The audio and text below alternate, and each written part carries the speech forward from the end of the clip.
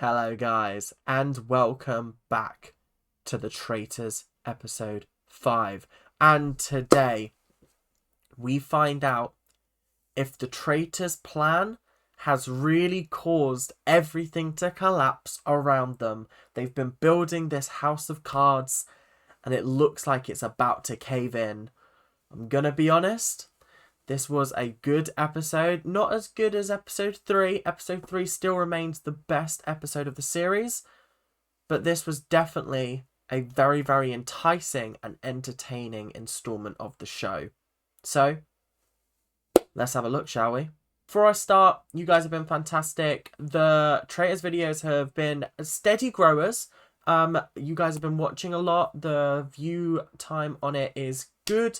But make sure you're watching to the end if you are enjoying it. If you like to hear me chat about random things, that's what I'm here for. I do just kind of waffle a lot of the time. I try and cut out my diverting tangents sometimes, but thank you guys very, very much for watching. I do appreciate it. So big love to all of you guys. So yeah, let's just get straight into the video, shall we? So it's time to talk about Ash's exit. I think everyone was very, very, very happy that she was a traitor. But I gotta say, I am gutted that Ash went home. I really liked Ash. I thought she was lovely. I loved her confessionals. She really did make me chuckle with them. And yeah, on the whole, I feel like she was really shafted, and her fellow traitors really didn't back her up in any way, shape, or form. It was actually quite heartbreaking to see, and I did really like her. I gotta say, but with one door closing, another must close as well, and unfortunately, Meg is dead. There's literally no way about it. Meg is dying tonight, and whilst that is very, very unfortunate, she wasn't really adding much to the game in the nicest way possible. I feel like she was very quiet. We didn't get to see a great deal of her, and I wonder whether that's because the production team knew that she left quite early on, so they didn't really highlight her in the earlier episodes. They've only started highlighting her in the episodes leading up to her departure. So I guess that's just a bit of a shame. After the round table was done, Johnny and Paul had a chat, and I gotta say, Paul deserves a Best Actor Oscar. He is brilliant, but I'm also wondering whether it's a little bit sociopathic. People have sometimes called me a bit of a sociopath at times because I can switch emotions quite easily, but it's not being a sociopath, it's being an actor. And I feel like Paul must have some kind of acting background to be able to switch between, oh, I'm really upset and I miss my family, to, yeah, it's part of the game. I'm just channeling my emotions to make it seem more believable. That's something I would do. It's just the smart way to play the game at the end of the day. And I think Paul is playing a very smart game to an extent, because he then makes poor choices like putting himself in the prison and just hoping that someone will, that the group will save him. I don't think that was the smartest move on his part, if I'm being 100% honest. Just a couple of names that were being thrown around. Tracy is voting for, he's like gunning for Zach. Andrew is gunning for Johnny. Diane mentioned Ross, saying that Johnny was like a name that he was bringing up, and I found that very, very interesting. And then before the traitors met, Claudia basically told us who's going home. She was like, huh, well, there's 2 people left. Paul, who's a traitor and can't die, and that lady leaves 1. And I was like, okay, so Meg's dying. She's dying. We know that. Thank you. Let's just cut to the chase, shall we? So the traitors met at night time, and I think they're all kind of happy that Ash has left in a non-mean way. She was kind of letting the team down a little bit. She had like suspicion on her pretty early on, whereas everyone else is kind of lying a little bit under the radar. I don't think they've quite realized the gravity of the situation they've landed themselves in. They really, really, like Paul was saying, mission accomplished, mission accomplished. And I was sat there like, does he not realize that everyone is expecting him to die tonight? Everyone is convinced that Meg is a traitor. They're convinced And when you walk into that room the next day, that means Meg's a faithful. And immediately, people will start looking at you, and there's going to be seeds of doubt planted in their mind. And once seeds of doubt are planted in people's minds, they don't go anywhere. They just grow and they develop, and it leads to innocent people being voted out the game or traitors being voted out the game. And I don't think he's quite realised that, which kind of sucks. However, they obviously didn't have much of a choice. They kind of just said, yeah, we're killing Meg. We got no choice. We landed ourselves in hot water here, but like, we just got to kill Meg. So that was the decision-making process.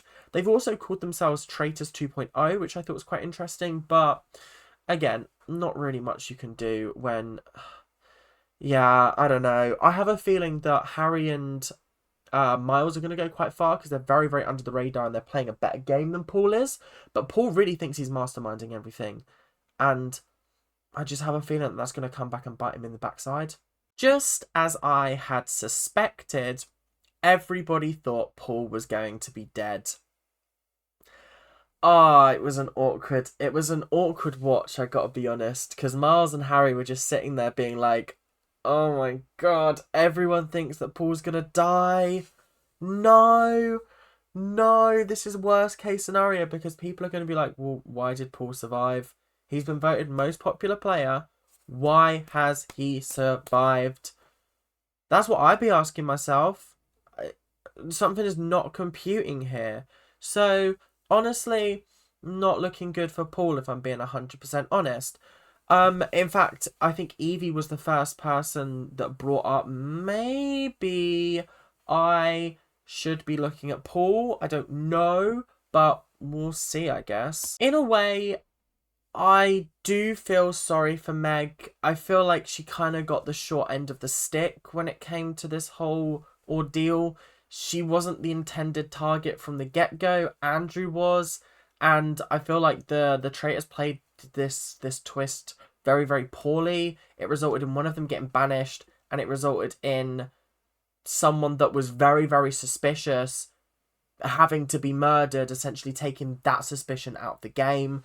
They should have put 4 people who were not suspicious at all in there and cast suspicion on them. I think that would have been a much better play. But I'm not in the game, so I can't play. Oh, yeah. It did frustrate me when they were like, oh yeah, 2 traitors should go in. I was like, this is going to end so poorly. So poorly. Like, what is going on here? Is this amateur hour? Like, that's what it feels like currently. It feels like we're in amateur hour. Yeah, it's tough to watch. So, I thought it was very, very interesting how after the breakfast scene, Charlotte went, yeah, I trust Paul 100%. There's no way he's a traitor. He's got to be a faithful. And I just thought, oh, Charlotte. If only you know. Or if only you knew. But Paul is good at worming his way out of things. He's saying all the right things to all the right people. He's got like a little web of influence over the cast, and it's very interesting to see how he's targeting certain people and really making sure that every single group in the house has some kind of belief in him or trust in him. And it's admirable for one, and it also could save him at the end of the day. However, one person that is definitely not under the sort of web of influence is Jazz.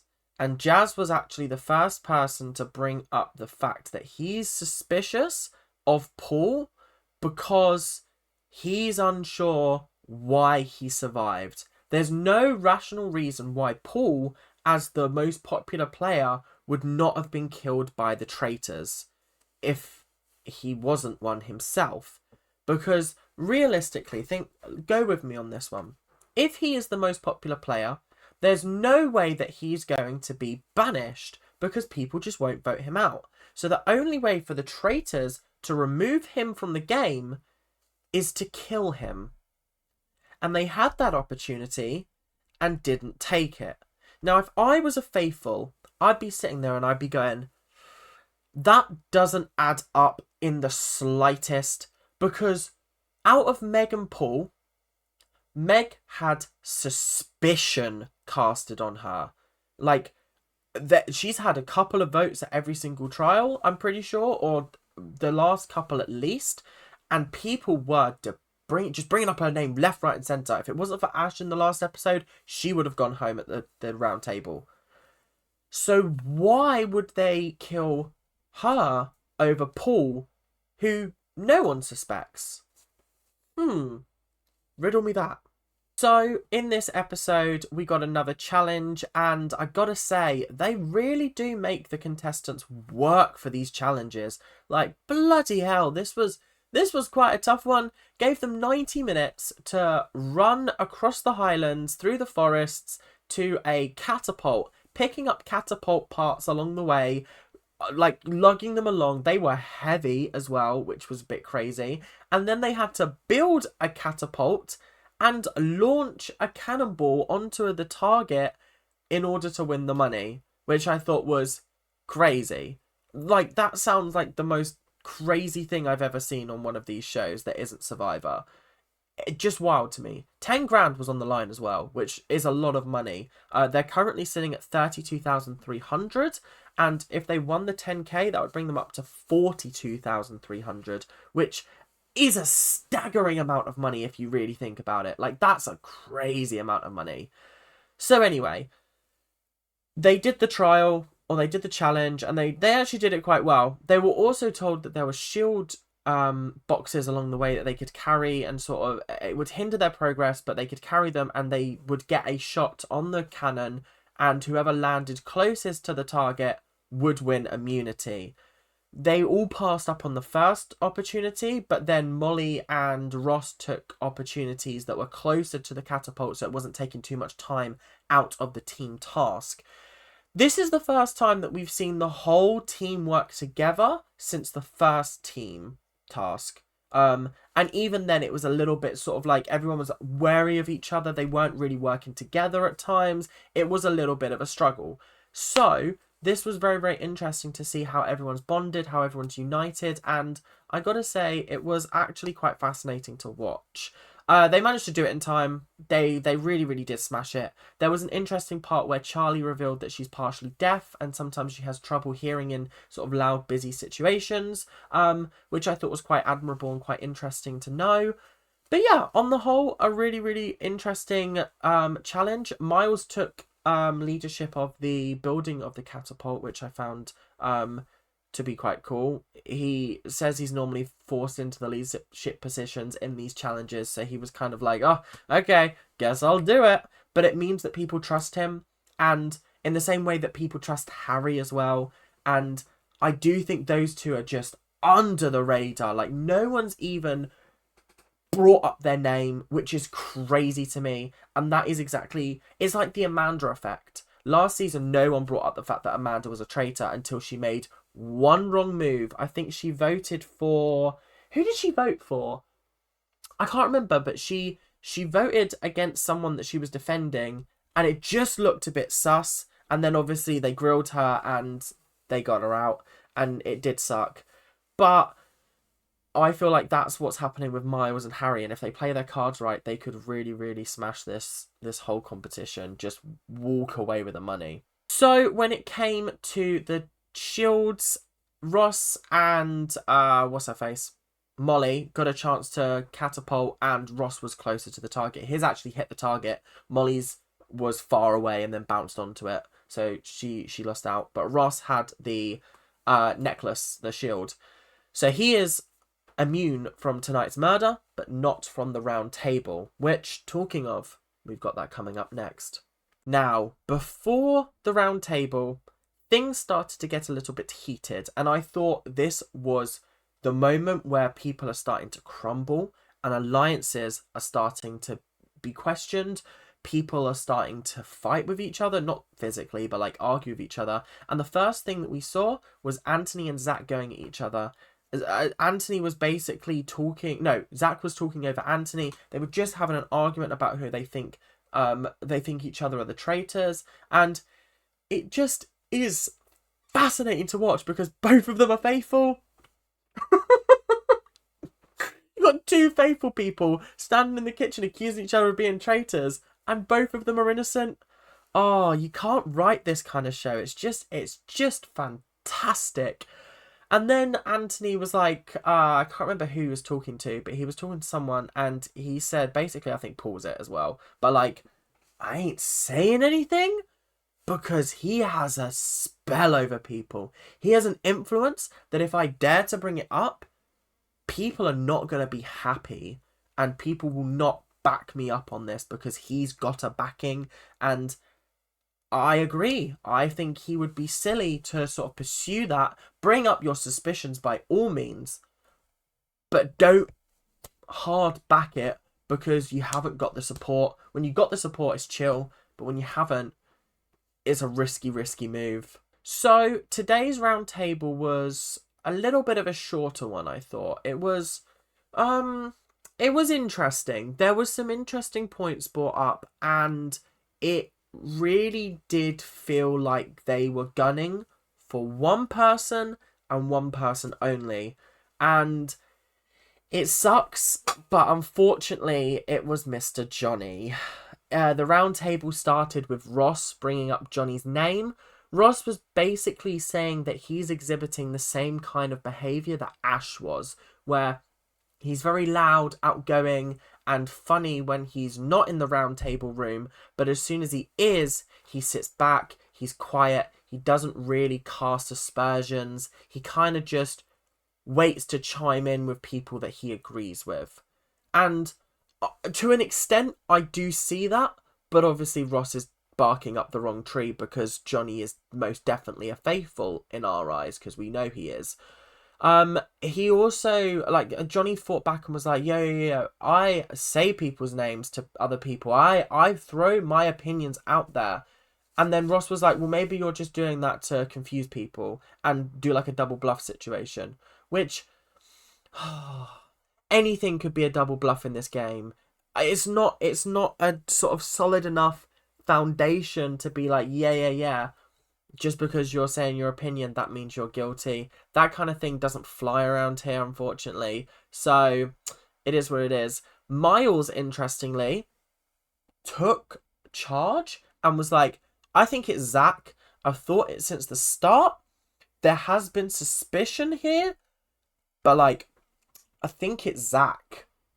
And everyone was kind of like, yeah. And then, for some reason, Anthony brought up the fact that Paul wasn't murdered. And I literally wrote the words, brave man, I'm impressed he spoke up. Because obviously he just had that chat about, oh, I don't want to speak up because I haven't got the backing. But then he went, nah, fuck it. Paul, I think you're a traitor. I think you're a traitor, man. That was the kind of vibe he was on. And it was interesting. I keep saying interesting. Is there like a different word for interesting? It was fascinating. It was, yeah, that's all I got in my wheelhouse. Maybe I need to look up more words for interesting. But it was fascinating purely because other people started to be like, yeah, actually, Paul, what have you got to say for yourself? And Paul was like, well, I don't know. I guess I don't know. He did have a better answer than that, and it was a little bit more well worded than that, but it wasn't enough for me to be like, yeah, I'm gonna back you now. I agree with what you said. So I don't know. Paul's skating on thin ice. I don't know. I really don't know. He's definitely skating, but I don't know where. Not anywhere good. Let's just put it that way. And then the last thing that was said in the meeting was basically Zach calling out Anthony for helping the traitors get away with stuff. Apparently, he has never ever voted with the group, as far as I'm aware. Because obviously when Brian was voted out, he voted for Brian. He didn't vote for Ash, and Ash was a traitor. I'm also certain he didn't vote for Ash last time. Let me just check that. I've got the list right here. Anthony voted for... Oh, no, Anthony did vote for Ash. So what was Zach talking about then? Because I kind of agreed with him, but now looking at the stats, like, Zach actually had no point whatsoever. Yeah. And then Anthony was kind of fighting back, but it wasn't convincing me. Even though I know he's a faithful, if I was in that situation, I'd be like, Anthony, I don't know about that one. So the voting happened, and here are the results. Harry voted for Johnny. There's no John here, it's Johnny. Zach voted for Anthony. Johnny voted for Ross. Molly voted for Johnny. Miles voted for Zach. Tracy voted for Johnny. Andrew voted for Johnny. Jasmine voted for Johnny. Ross voted for Johnny. Andrew for Johnny. Evie for Johnny. Charlotte for Johnny. Paul for Johnny. Charlie for Anthony. Jazz for Johnny. Diane for Johnny. Now, there's a few interesting things. It was 12 votes to Johnny, 2 to Anthony, 1 to Zach, 1 to Ross. Interestingly, Zach obviously voted for Anthony. Fair game. Charlie voted for Anthony. Bit of a rogue one. Wasn't expecting that. Johnny voted for Ross. Fair game. Miles voted for Zach. That surprised me. I gotta be honest. I thought he would go with the crowd. But it's interesting that he's trying to be like, no, this is something that I am sticking to. I'm sticking to this. I'm sticking to my word. And the only other interesting thing was that Anthony, despite... I didn't say Anthony, I said Andrew twice. One of those Andrew votes, I don't know if I said Andrew twice. I meant Anthony for one of them. But the interesting thing is that Anthony voted for Johnny, and he said it's because he wanted to go with the grain. Tough, purely because he voted for an innocent person. And when Johnny got up there and was like, guys, I'm a faithful, and everyone was like, no! Yeah, a bit of a tough one for them, I won't lie. A loss for the faithful on this one. Big fat L. They got a W yesterday, and now they've turned it into 2 L's. Tough. Really, really tough for them, I'm not going to lie. And the reason why I think this elimination is very, very interesting is because Harry has put himself in the perfect position. And I'll tell you why now. Soon as Johnny revealed he was a faithful, Harry burst into tears and had a bit of a breakdown at the table. Obviously, Harry and Johnny were quite close, and everyone genuinely seemed concerned for him, because, like, for Harry, and he had to walk out, have a minute to himself. Now, I'm not saying that this was fake by any stretch, because it did look genuinely real. However, this is the best possible play he could have, because it's very hard to fake that reaction. Very hard to fake that reaction. And I think people will trust that that was genuine and that was true. And I really hope they do, because that could kind of seal his victory, or at least get him much further in this game, which I think is quite interesting. Interestingly, Jazz spoke to Harry about Paul, and he'd already said this to Ross and Jasmine, and he said, if I'm not here tomorrow, it's Paul.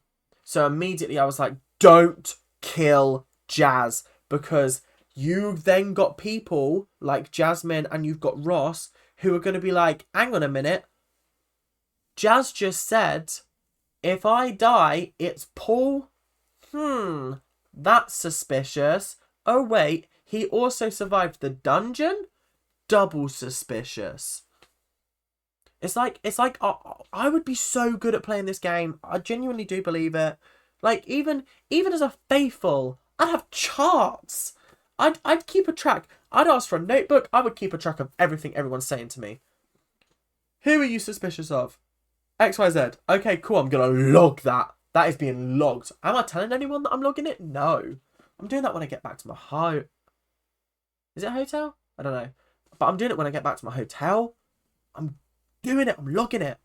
So the traitors met that night, and their murder came down to 3 people. And I gotta be honest, gutted genuinely, because we're losing someone very entertaining and very good in the next episode, and I'm upset.